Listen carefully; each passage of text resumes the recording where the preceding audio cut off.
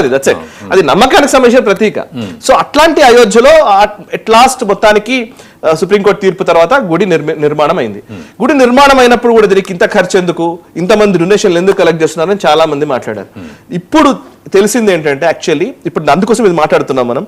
IIM Lucknow, Indian institute of management, IIM కి సంబంధించిన ప్రతిష్టాత్మకమైన సంస్థ ఇది. ఐఐఎం లక్నో ఒక రిపోర్ట్ వెలువరించింది.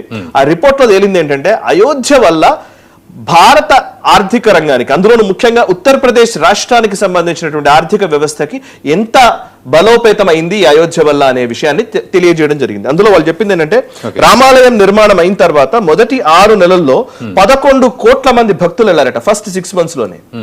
11 కోట్ల మంది ఫస్ట్ 6 months లో వెళ్ళారట.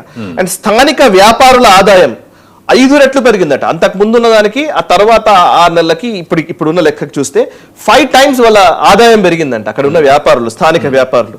అండ్ అక్కడ భూముల ధరలు 5 నుంచి 10 రెట్లు పెరిగాయట.